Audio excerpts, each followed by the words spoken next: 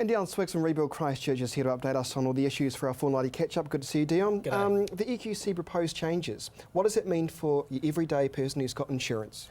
From what we understand, it looks as though the everyday person for insurance, the EQC policy premium is going up a little bit, but that's gone up over the last couple of years anyway. The main difference here is that it seems to be that when you have a claim, instead of making a claim with EQC, you'll make a claim with your insurance company. And the maximum cap is going from 100,000 to 200,000. Now, the 100,000 cap was set way back when EQC started, 1947, and that hasn't changed with the amount it's costing to build houses. Now, if you think about apportionment, a lot of people have actually got housing claims with EQC that are up around 300,000-400,000 over multiple events. That's not going to make much of a difference. It's really that $200,000 cap for work, and there's a whole lot of other issues around that they're changing around land, what you're going to be claiming for, and also contents insurance will be handled by the your private insurer as well. So a few differences there, and this is out for consultation until September. So go onto the EQC website if you're interested in this and have a look. But it makes a lot of differences, and it actually would have made a lot of help speeding things up in the residential recovery for Christchurch anyway. What's your analysis of Regenerate Christchurch? Where are we at with that? And this is now open for public consultation. Yeah, last Friday the government announced their plans for the transition. This is really about where Christchurch is in terms of its leadership and the governance of the city and the rebuild of Christchurch moving forward. The government have proposed an organisation that will look at that governance structure. So a lot of the responsibilities that are for government departments, they're going to go back to those departmental parts in the government, but the governance is going to be held maybe by this transitional kind of body, which they're calling Regenerate Christchurch. The council want to run it, the government want to run it. At the moment, they're going through a whole lot of negotiations, but this is where we have a chance to consult on this and actually tell the government what we want, and so that's open till the end of the month. Okay, that's quite important for people to write submissions in, isn't it? Yes, I mean, if you go to the CERA website, it's on their front page there, have a look, read the document, but also apart from just reading the transitional document, also read the recommendations that the advisory board to the Crown, that was the Dame Jenny Shipley chaired.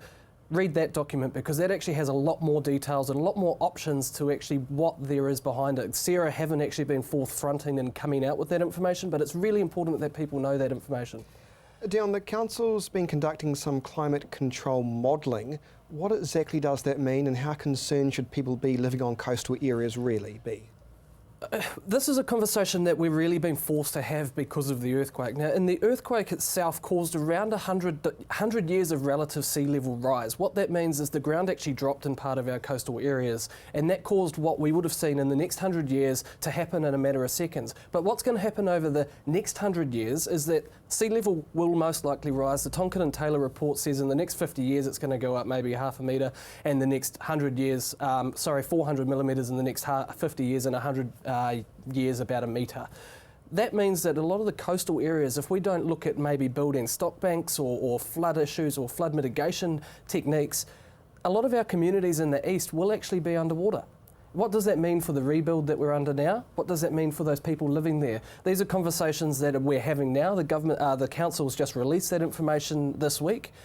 It's really important that people understand if they live in those areas, but it also means it also has a lot of impact for us in the central city or even further up, because that means that high tide level, the Avon River becomes inundated. The flooding around when there's flooding and high tides means that there's more floods going to be in the city. We need to look at this, and this is a very big conversation that's next after the rebuild. Well, actually, we need to look at this together. The whole thing is really important, and how do we do that? That's what we're up for conversation.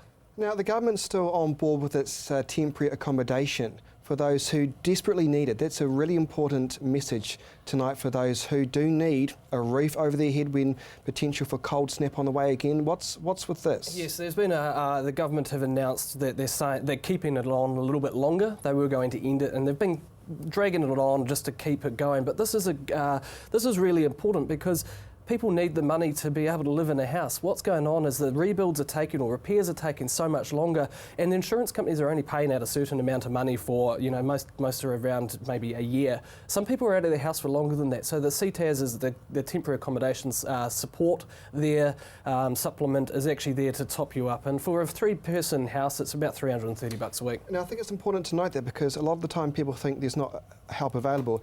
There is help there available for people who are really doing it tough in the city, but it's getting the communication to them to let them know there are services that are in fact government organisations and non-profit organisations as well, Yeah, exactly, that can help people in distress. Yeah, and I mean, you can just go to Ministry of Social Development and WINS offices to get that service.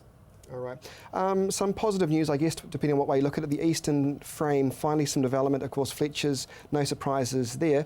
What are your thoughts on this? I mean, any announcements that are positives are good, aren't they? I really like the fact that we're going to have so many more people living in the central city, and what you can see here is it's joined up the whole central city, and that means it's going to be people. At the moment, our central city is pretty dead, but if you start putting people in there, that's going to actually encourage investment around that people, around where people live. These apartments are going to be relatively expensive, so they're not affordable in my opinion. But what it means is, again, that we'll have people there, and this is staged over the next 7 to 8 years, the work that's going to go on there, about 1,200 properties altogether. I just think it's great. I like living in the central city, and I think it's really happy. It's going to be a happening place in the future. We like positive news, and Deon is a champion of it. We appreciate your time tonight. Deon Swiggs from rebuildchristchurch.co.nz.